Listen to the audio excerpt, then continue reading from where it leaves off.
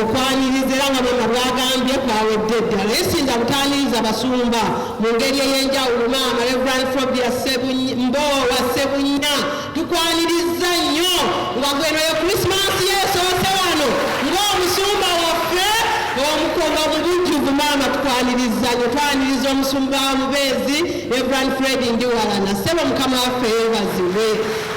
omubuulizi awamu ne maama Bakiwanda nammwe tubaaniriza nnyo mukama waffe yeebazibwe bannange abakulu bonna buli omu mu kitiibwa kye kaŋŋambe nti protocol is observed mbawe ekitiibwa era tubaaniriza nnyo mubakubire bonna engalo kubanga weebali twebaza Katonda olwa byonna byatuyisizaamu guno omwaka mulamba ng'abaweereza baffe batudde mu ntende mu kkanisa eno twebaza nnyo abaweereza olw'omulimu gwe batukozeemu omwaka omulamba maama awamu n'abaweereza bataata bannaye mubongere engalo kubanga batukoze bulungi mukama waffe yeebazibwe nnyo ate neebaza nnyo twebaza nnyo abakristaayo mmwe mwenna olw'okubanga muyimiriddewo okulabirira abaweereza baffe musooke mwekubire mu ngalo kubanga mubalabiridde bulungi bagamba nti sirya ayolesa mubiri naye abaweereza baffe bonna mubalaba banyirivu bulungi twebaza nnyo abakristaayo mmwe olw'okuwaayo ku lw'ekkanisa yammwe nga muwaayo ebirabo nga muwaayo ekimu eky'ekkumi nga muwaayo obweyamo nga muwaayo mu nsawo ya mission era mission eyo ng'esobozesezza okuweerera abaana bonna abaweererera ga school fees tezibangibwa mwekubire mu ngalo mwebale nnyo mwebale dda twebaza muwaddeyo n'olwa development nga mwongereza ku ebyo byonna ebiweebwayo ebifunibwa mu projects zaffe naye ate era nammwe mwongera okuwaayo bannanga abakristaayo tubeebazizza nnyo mwebale nnyo mwebalire ddala okuyimirirawo okutambuza ekkanisa eno omwaka guno gwonna omulamba mwekubire mu ngalo ekisanja kyaffe eky'emyaka ena 2022 paka 2025 ekisanja kino twakituuma twasimbula era ekisanja kino tukoleddemu bino byebikoleddwa wammanga twazimbiramu Kato Matters Church Mall mwekubire mu ngalo kuba abakristaayo zaali ssente zammwe twalongoosa ekkanisa eno yonna wabweru ne munda awamu ne siiringi era nga ssente zammwe abakristaayo mwongere okwekubira mu ngalo tuzimba ennyumba y'omusumba Galikwoleka Masajja era nga kakati yaggwa okusereka nga tugenda kuguggala mwongere okwekubira mu ngalo kubanga ezo zonna ssente zammwe mwebale nnyo mwebalire ddala era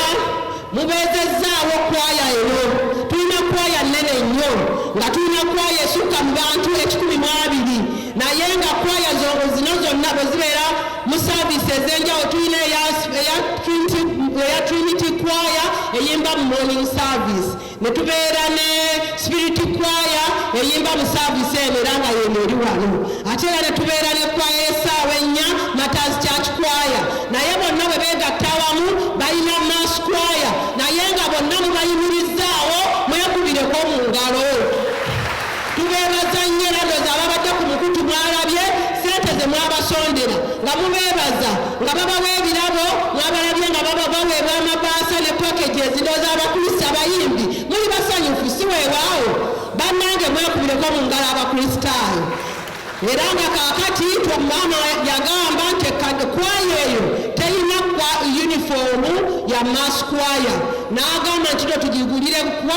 mass yunifoomu eya mass kwaya era yunifoomu ng'abayimbi bagironda naye ejja genda eyite mu mitendera egende mu lukiiko lw'obusumba bamale ojja apuruvinga bwe banajja apuruvinga etandika okukolebwa waliwo abawaddeyo ku ssente ku lwa yunifoomu eyo ate era tukyayagala abakristaayo mwongere okuwaayo kubanga twagala yunifoomu eziwera nga 15 ez'abayimbi n'olwekyo abakristaayo tubakubiriza buli omu yeekubirize buli yunifoomu ya $15 kyosobola kyonna kyokwatako waliwo abawaddeyo era nga tusaba nammwe mwongere okuwaayo mukama yeebazibwe twebaza Katonda baleese ebikopo abakwaya bano okutuukira ddala ku East African level byonna baabimalayo era omwaka oguwedde guli bwe baawangula mu East Africa n'olwekyo twongere obbakubira engalo. Tuyina yuuthi nga yuuthi naye ekoze bulungi omwaka oguwedde era yaleeta ebikopo okutuukira ddala ku bulabirizi nga baawangula Busega n'olwekyo nabo twebaza Ssaabavubuka omukulu mbuga abakumyakumya obulungi era nga nabo batambudde bulungi aba yuuthi mubakubireko mu ngalo. Twebaza Katonda wa Mission Department ekulemberwa omwami Peter Segawa naye ng'etukoze bulungi kubanga ebaddewo teekateeka evening glory okusasula ssente z'abaana abaweererwa era kati bateekateeka crossover night egy'okubeerawo ng'ennaku z'omwezi 31 era abakristaayo mwenna wano we mbakubiririza nti amabaasa gali ku miryango gwonna aga crossover night genda otwale ebbaasa yo oteeketeeke ekirabo kyo ky'onooleeta ku lunaku olwo nga weebaza Mukama Katonda okuyisa mu mwaka bukya gutandika byonna byakuyisizzaamu gwe olugendo lwe buli kisa kinnoomu ali wano gw'olumanyi wakati wo ne Katonda wo ng'oleeta ekirabo ekyokumwebaza. Mukama yeebazibwe nnyo. Twakola mass wedding eyali wano eyamenya emiti era mwagiraba era ssente zaali zammwe abakristaayo si mulala kale mwongere okwekubira mu ngalo. Nebaza abo bonna abagole abaali mu mass wedding bwe baba bali bayinza okuyimirirako ne mubalaba abagole aba mass wedding bannange muyimirireeko abo bonna baagattibwa ku lunaku olwo n'abalala tebali wabamu basaba saavisi yakumakya abalala ssaawa 4 naye tubeebaza abakristaayo kubanga mutukoze bulungi era awo wembaagaliza abantu mwenna byonna ebintu tuyiseemu nga twebaza Katonda nga nsaba Katonda ayongere okutubeera tugenda mu kiseera ekyokulonda n'okulonda naddala okw'eggwanga nga nkubiriza bannanga abakristaayo twekuume obululu nga tubuyina buli omu ng'omanyi gw'ogenda okuwa naye nga mwekuume temwewaggula abavubuka baffe tubaagala nnyo nga muli balamu naye mulaba embeera ebeerawo oluusi nga bwenyigidde mu kampeyini abamu ne babakwata ne babatwala mu makomera tetwandyagadde baana baffe muggwere mu makomera tusaba Mukama ababeere mwekuume mukuume akalulu kammwe paka ku lunaku luli olw'15 January. Ate era ntulina n'okulonda okw'ekkanisa mbaagaliza okuteekateeka okulonda obulungi. Abakristaayo tubaagala nnyo Mukama abawe omwoyo omutukuvu ajja baluŋŋamya ku by'okubaamu bwe mugenda okuwa obululu kubanga mumanyi ekkanisa gy'eva era ne gyeraga. Mbaagaliza ekisa kya Katonda